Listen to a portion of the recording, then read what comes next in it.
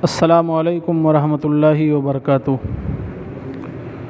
الحمدللہ رب العالمین والصلاة والسلام علی سید الانبیاء والمرسلین وعلی آلہ وصحبہ اجمعین ومن تبعہم بإحسان الی یوم الدین، اما بعد۔ قال اللہ تبارک و تعالی فی القرآن المجید والفرقان الحمید، انا نحن نزلنا الذکر وانا لہ لحافظون۔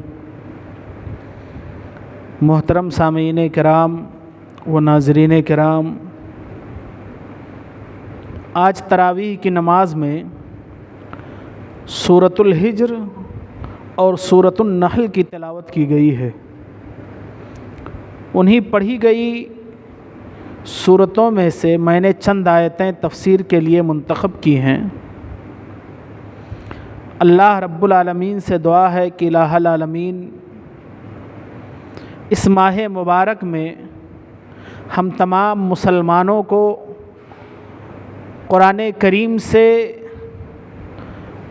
لگاؤ عطا کر دے اور قرآن کریم کو پڑھنے اور اسے سمجھنے کی توفیق عنایت فرما دے، اور ہمیں عمل کی بھی توفیق عنایت فرما۔ یہ جو سورتیں سورہ انفال سے، سورہ انفال ہے، توبہ ہے، ہود ہے، یونس ہے، رعد ہے، سورہ ابراہیم ہے، سورہ یوسف ہے، یہ تمام سورتیں ان سورتوں میں سے ہیں جو اللہ کے رسول صلی اللہ علیہ وسلم پر مکہ کے آخری دور میں نازل ہوئی۔ اللہ کے رسول صلی اللہ علیہ وسلم نبوت کے بعد جب آپ 40 سال کے ہوئے تب آپ کو نبوت عطا ہوئی، اور نبوت کے بعد آپ 13 سال تک مکہ میں رہے اور 10 سال تک ہجرت کے بعد آپ مدینہ میں رہے۔ نبوت کے بعد آپ کی نبوی زندگی جو ہے وہ 23 سالہ مدت ہے، 13 سال مکہ میں اور 10 سال مدینہ میں۔ سورۃ الحجر بھی انہی سورتوں میں سے ہے جو اللہ کے رسول صلی اللہ علیہ وسلم پر مکہ کے آخری دور میں نازل ہوئی۔ اس سورت کا نام قوم ثمود کی ایک بستی تھی جس کا نام حجر تھا، اسی بستی کے نام پر اس سورت کا نام رکھا گیا ہے۔ اس سورت کے اندر اللہ تبارک و تعالی نے اس سورت کے اندر بھی نبی اکرم صلی اللہ علیہ وسلم کو تسلی دی ہے، اور ایسی تسلی دی ہے کہ جب کفار مکہ کا ظلم و ستم بہت زیادہ بڑھ گیا، صحابہ کرام میں سے کچھ کی کیفیت یہ ہو گئی کہ وہ ڈر کی وجہ سے یا ظلم کی وجہ سے جو انہوں نے کلمہ پڑھا تھا اس کلمہ کو انہوں نے انکار کر دیا۔ مکہ والوں کے ظلم کی یہ کیفیت ہو گئی۔ قرآن کریم سے پہلے اللہ رب العالمین نے جو آسمانی کتابیں نازل کی، تورات، انجیل، زبور، یہ تمام کتابوں کو ان کے ماننے والوں نے اپنے مرضی کے موافق جو چیز تھی اس کو لیا، اور جو ان کے نفس کے خلاف جو چیزیں تھیں ان چیزوں کو انہوں نے حذف کر دیا، ہٹا دیا، اس میں سے گڈ مٹ کر ڈالی، پوری کتاب بدل ڈالی۔ آج جو بھی ہمیں جس بھی زبان میں ملتی ہیں وہ سب تحریف شدہ ہیں، لیکن قرآن کریم کے حوالے سے اللہ تبارک و تعالی نے ایک بہت بڑا چیلنج دیا ہے اور وعدہ بھی کیا ہے اللہ رب العالمین نے۔ انا نحن نزلنا الذکر وانا لہ لحافظون کہہ کر کے اللہ تبارک و تعالی نے کہا کہ یہ قرآن نبی اکرم صلی اللہ علیہ وسلم کو تسلی دی۔ سنن ابو داؤد کی روایت ہے، مکہ کے لوگ یہ کہتے تھے کہ یہ محمد صلی اللہ علیہ وسلم یہ پڑھے ہوئے نہیں ہیں، جو یہ بیان کرتے ہیں ان کے پاس ایک شیطان آتا ہے، وہ شیطان ان کو سکھاتا ہے، بتلاتا ہے، اور وہی باتیں یہ لوگوں سے بیان کرتے ہیں۔ اللہ تبارک و تعالیٰ نے آیت کریمہ نازل کر کے اور قرآن کو عربی میں نازل کر کے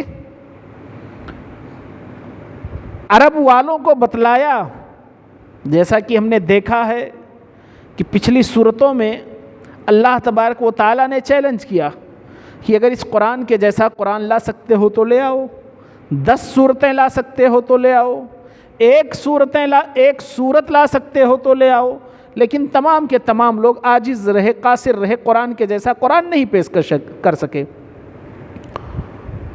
قرآن کی عظمت یہ ہے، صحیح حدیثوں سے پتہ چلتا ہے کہ حسان بن ثابت رضی اللہ عنہ نے قرآن کریم کی جب سورہ کوثر نازل ہوئی تو سورہ کوثر کو انہوں نے لکھ کر کے لے جا کر کے خانہ کعبہ میں لٹکا دیا، انا اعطیناک الکوثر فصل لربک وانحر ان شانئک هو الابتر۔ جب خانہ کعبہ میں جو چیزیں لٹکائی جاتی تھیں لکھ کر کے، اس پر جو وہاں کے نقاد ہوتے تھے، نقد کرنے والے ہوتے تھے، تبصرہ کرنے والے ہوتے تھے، وہ لوگ اس پر تبصرہ کرتے تھے۔ اگر ان کے تبصرے سے وہ چیز خالی ہے، نقد سے وہ چیز خالی ہے، تب تو اس کو معلقات میں جو خانہ کعبہ کے اندر جو چیزیں لٹکائی جاتی تھیں اس میں ان کو جگہ ملتی تھی یا پھر اسے ہٹا دیا جاتا تھا۔ حضرت حسان بن ثابت رضی اللہ عنہ لٹکا کر کے چلے آئے، ہر آدمی آ کر کے دیکھ رہا ہے، کہہ رہا ہے کہ یہ ہر لفظ اس کا رے پر ختم ہو رہا ہے، مفہوم بھی واضح ہو رہا ہے، اس سے پہلے کبھی 3 مصرے کا شعر نہیں سنا گیا ہے کہ 3 لائن والا، یا تو رباعی ہوتے ہیں، یا تو 4 مصرے کا ہوگا شعر، یا تو 2 مصرے کا ہوگا، یہ 3 مصرع ہے، بات بھی مکمل ہو رہی ہے، کوئی شخص اس کے اندر کچھ کمی اور زیادتی نہیں کر پا رہا ہے۔ عرب کا جو سب سے بڑا نقاد تھا اس کے حوالے کیا گیا کہ لو 24 گھنٹے کا ٹائم ہے اور اس کے اندر کمی نکالو۔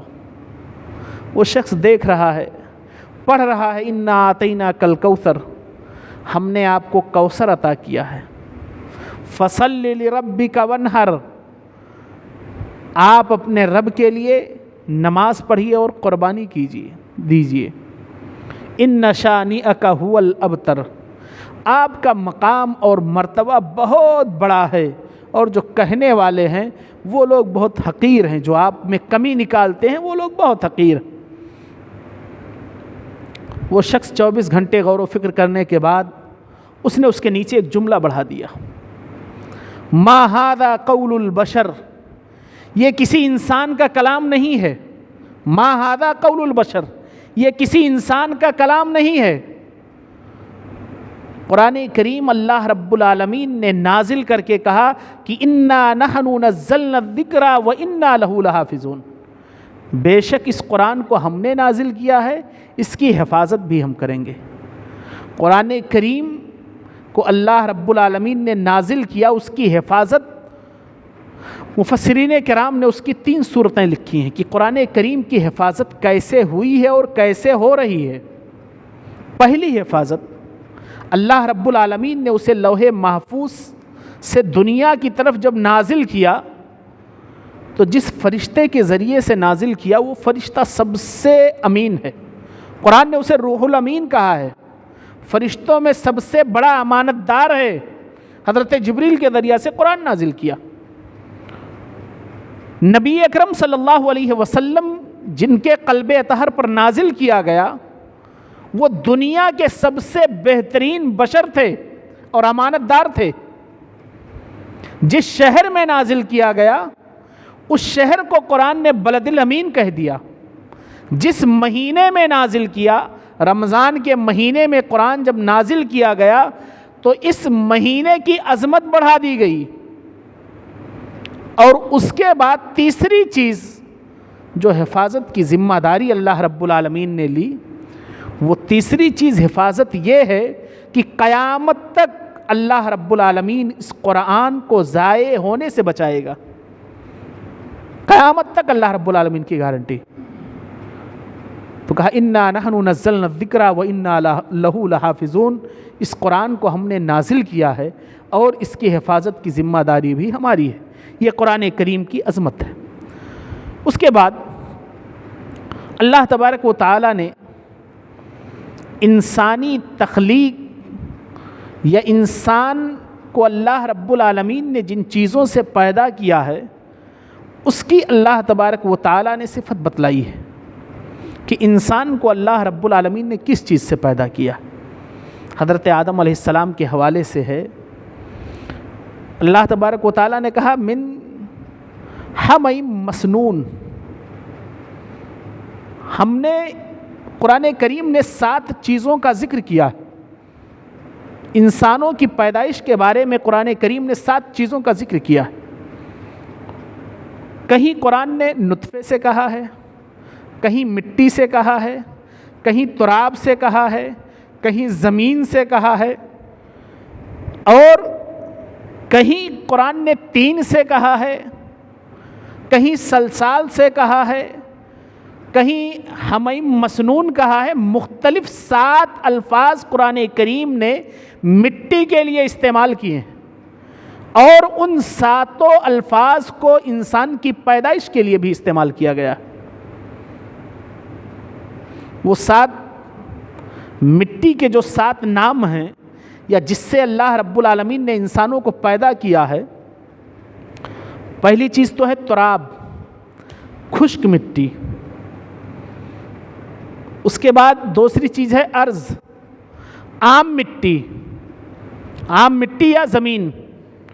تیسری چیز ہے طین، گیلی مٹی۔ چوتھی چیز ہے طین لازب، لیس دار مٹی۔ پانچویں چیز ہے حمیم مسنون، بدبودار مٹی۔ چھٹی چیز ہے سلسالن، سخت مٹی، حرارت جو مٹی پکی ہوئی ہو۔ اور ایک ہے حمیم مسنون یا سلسالن کالفخار، قرآن نے کہا ہے کہ ایسی مٹی جو ٹن ٹن یا کھن کھن بج رہی ہو۔ یہ 7 الفاظ مٹی کے لیے قرآن کریم نے استعمال کیے، اور ان 7 لفظوں کے ساتھ انسان کی پیدائش بھی بتلائی گئی ہے۔ مفسرین کرام نے لکھا ہے کہ حضرت آدم علیہ السلام کو اللہ تبارک و تعالیٰ نے پیدا کیا، مٹی سے بنایا، اور مٹی سے بنانے کے بعد وہ جو لیس دار مٹی ہے اس سے اللہ تبارک و تعالیٰ نے حضرت آدم علیہ السلام کے جو نقش و نگار ہیں چہرے کے، ان تمام چیزوں کو درست کیا۔ دنیا میں مختلف قسم کے انسان پائے جاتے ہیں، کوئی گورا ہے، کوئی کالا ہے، کوئی سانولا ہے، کوئی گیہواں کلر کا ہے۔ یہ مختلف انہی زمینوں کے یا علاقوں کے اعتبار سے لوگ پیدا کیے گئے ہیں۔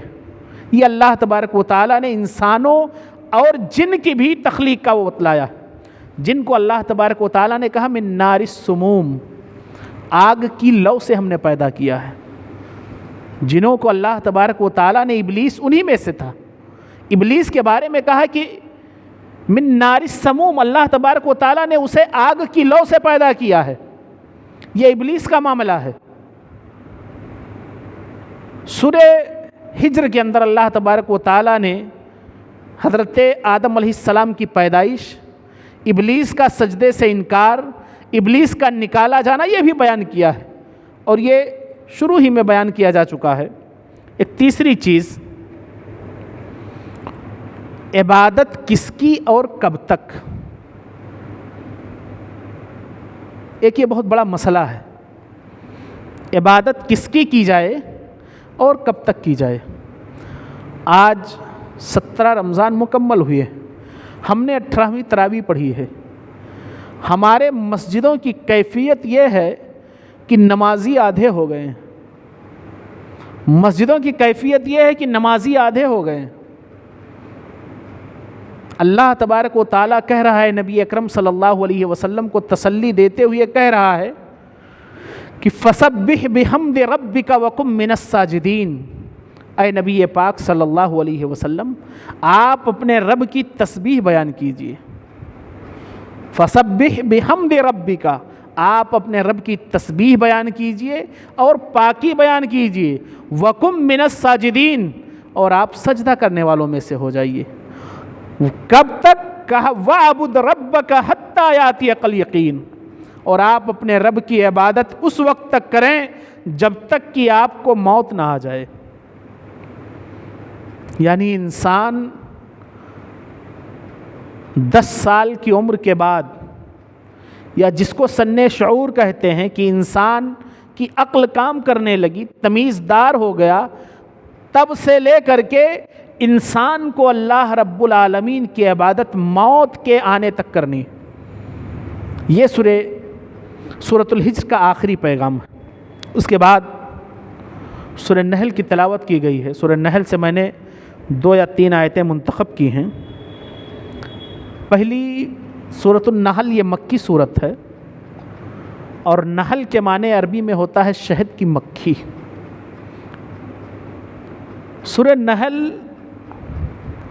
کے اندر اللہ تبارک و تعالی نے آیت نمبر 2 سے لے کر کے آیت نمبر 18 تک تمام اپنی خلقت کو اللہ رب العالمین نے یاد دلایا ہے کہ اللہ رب العالمین کی ذات وہ ہے جس نے آسمان پیدا کیا، زمین پیدا کیا، جانور پیدا کیے، چوپائے پیدا کیے، سمندر میں تمہارے لیے تازہ گوشت بنایا، سمندر کے اندر تمہارے لیے خزینے دفن کیے۔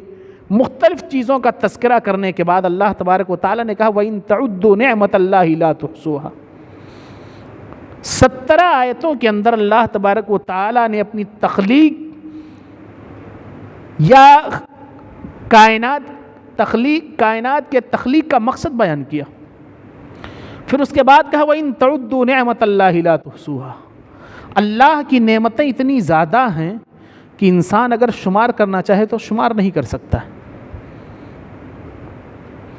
جلد ہی میں سعودی عرب کے اندر اخبار میں ایک واقعہ آیا تھا کہ کوئی ایک شخص تھا جس کو اچانک کوئی بیماری ہوئی، ہاسپٹل کے اندر ایڈمٹ کیا گیا۔ ڈاکٹر نے بتایا کہ آکسیجن کا مسئلہ ہے، آکسیجن کی کمی ہے۔ اس پر آکسیجن مشین لگائی گئی۔ تقریباً 6 یا 7 دنوں تک وہ شخص ہاسپٹل میں ایڈمٹ رہا۔ 7 دنوں کے بعد جب وہ نکلا، اچھا خاصا شخص تھا، کسی پیسے کی مجبوری پریشانی نہیں تھی۔ جب وہ نکلا تو جب بل ڈاکٹروں نے پیش کیا تو وہ شخص بل کے کاغذ دیکھ کر کے رونے لگا۔ ڈاکٹروں کی جماعت نے یہ سمجھا کہ شاید یہ شخص پیسے ادا کرنے کے لائق نہیں ہے۔ کہا کہ بتائیے اگر کوئی مجبوری ہو تو ہم اس کے لیے کچھ اور انتظام کریں، کچھ کم کر دیں۔ اس شخص نے، بیمار شخص نے کہا کہ نہیں، پیسے کی کمی کا معاملہ نہیں ہے، میں رو اس لیے رہا ہوں کہ میری عمر اس وقت 64 یا 65 سال ہے۔ 65 سال سے میرے دل کی نگرانی میرا رب کر رہا ہے اور آج تک کوئی بل نہیں آیا، اور تم نے صرف 3 یا 4 دنوں تک ہمارے دل کی نگرانی کی ہے اور اس پر اتنا لمبا بل آ گیا۔ کہا وَإِن تَعُدُّوا نِعْمَةَ اللَّهِ لَا تُحْصُوهَا۔ اللہ کی نعمتیں کتنی ہیں جنہیں ہم شمار نہیں کر سکتے۔ یہ قرآن کریم بیان کر رہا ہے۔ اس کے بعد ایک آخری بات، عربوں کا طریقہ نقل کیا ہے قرآن نے کہ عرب کے لوگ ایسا کرتے تھے کہ وہ اللہ رب العالمین کے لیے فرشتوں کو اللہ کی بیٹیاں بتاتے تھے۔ فرشتوں کو اللہ کی بیٹیاں بتاتے تھے کہ یہ فرشتے اللہ کی بیٹیاں ہیں۔ اللہ رب العالمین نے کہا کہ جو تم اللہ رب العالمین کے لیے بیٹیاں بناتے ہو، سبحانہ، اللہ رب العالمین اس سے پاک ہے۔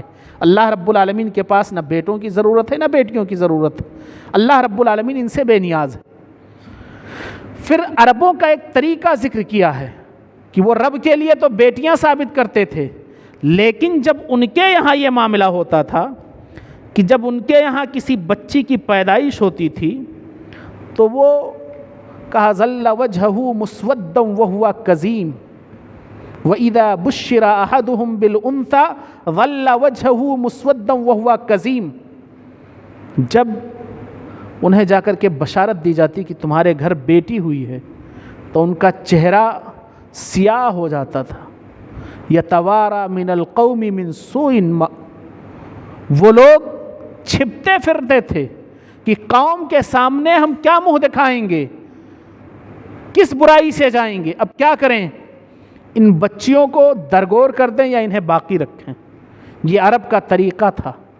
لڑکیوں کی پیدائش پر عرب کے لوگ اللہ کے رسول صلی اللہ علیہ وسلم کی بعثت سے پہلے ایسا کرتے تھے، لیکن جب نبی اکرم صلی اللہ علیہ وسلم آئے تو آپ نے اسلام کا یہ پیغام دیا. سورہ النساء میں ہم نے سن رکھا ہے، کہا کہ دولت کا اگر معاملہ ہے تو للذکر مثل حظ الانثیین، جتنا ایک لڑکے کو ملے گا اتنی دو لڑکیوں کو دی جائے گی حصہ، یا جتنا دو لڑکیوں کو ہوگا اتنا ایک لڑکے کو ملے گا حصہ. اور اس کے بعد اللہ کے رسول صلی اللہ علیہ وسلم نے فرمایا الدنیا کلھا متاع وخیر متاع الدنیا المرأۃ الصالحہ، کہ پوری کی پوری دنیا ایک پونجی ہے، اس کا سب سے بہترین سرمایہ نیک عورت ہے. اور صرف یہی نہیں، اللہ کے رسول صلی اللہ علیہ وسلم نے عورت کے مقام اور مرتبہ کو اتنا بڑھا دیا کہ آپ نے کہا کہ اگر کسی شخص کے پاس دو بچیاں ہیں یا دو بہنیں ہیں اور وہ ان کی اچھے طریقے سے حسن تعامل کے ساتھ پیش آتا ہے، ان کی بہترین تربیت کرتا ہے، نبی اکرم صلی اللہ علیہ وسلم نے فرمایا کہ جنت میں وہ ہمارے ساتھ ہوگا. جنت میں نبی اکرم صلی اللہ علیہ وسلم کی رفاقت ملے گی ایسے شخص کو جس کے پاس ایک بیٹی ہے یا ایک بہن ہے، وہ اس کی کفالت کرتا ہے، اس کے ساتھ بھی یہی معاملہ ہے. صحابی نے پوچھا کہ اللہ کے رسول صلی اللہ علیہ وسلم اگر کسی کے پاس صرف ایک بیٹی ہے تو کہا اس کے ساتھ بھی یہی معاملہ ہے. ایک آخری بات، جس لفظ سے یہ نام سورت کا نام رکھا گیا ہے، سورۃ النحل، شہد کی مکھی. اللہ تبارک و تعالیٰ نے بہت ساری مثالیں بیان کی ہیں، اس میں اللہ تبارک و تعالیٰ نے اپنی قدرت کا ایک نمونہ ذکر کیا ہے کہ تمہارے رب نے وحی کی کس کی طرف؟ شہد کی مکھیوں کی طرف. یعنی شہد کی مکھی بھی اگر چلتی ہے، اڑتی ہے، گھر بناتی ہے تو اللہ رب العالمین کے حکم سے. لیکن انسان جو اشرف المخلوقات ہے وہ اللہ رب العالمین کے احکام اور فرامین کو چھوڑ کر کے کسی دوسرے کے احکام و فرمان پر چل رہا ہے. شہد کی مکھیوں کے بارے میں اللہ تبارک و تعالیٰ نے بیان کیا کہ شہد کی مکھیاں ہیں، ان کی طرف تمہارے رب نے وحی کی ہے کہ تم جا کر کے پہاڑوں میں، بڑے بڑے مکانوں میں، درختوں میں جا کر کے تم اپنا گھر بناؤ. مختلف قسم کے رنگوں کو اللہ تبارک و تعالیٰ نے ان کے پیٹ میں جمع کر دیا ہے. جب کبھی سرسوں کا موسم ہے تو وہ سرسوں کا رس نکالتی ہیں، آم کا موسم آ گیا آم سے رس نکالتی ہیں، لیمو کے پھل آ گئے لیمو سے وہ رس نکالتی ہیں، تور کا موسم آ گیا تور سے وہ اپنا رس نکالتی ہیں. مختلف چیزوں سے رس نکال کر کے اللہ رب العالمین کی ذات وہ ہے جو ان کے پیٹ میں اسے شہد کی شکل بنا دیتا ہے. اور شہد مختلف رنگ کے، پیلے رنگ کے، لال رنگ کے، کالے کی طرف مائل، سفید کی طرف مائل، سب کا ذائقہ ایک ہے، ذائقہ سب کا ایک ہے، رنگ سب کے مختلف ہیں. یہ اللہ رب العالمین کی قدرت کی کاریگری ہے. یہ چند باتیں تھیں جو آج سورہ ہجر اور سورہ نحل سے لی گئی تھیں. اللہ رب العالمین سے دعا ہے کہ الہ العالمین ہم کہنے والے اور آپ سننے اور دیکھنے والوں کو کہنے اور سننے سے زیادہ عمل کی توفیق عنایت فرمائے. آمین. والسلام علیکم ورحمۃ اللہ وبرکاتہ.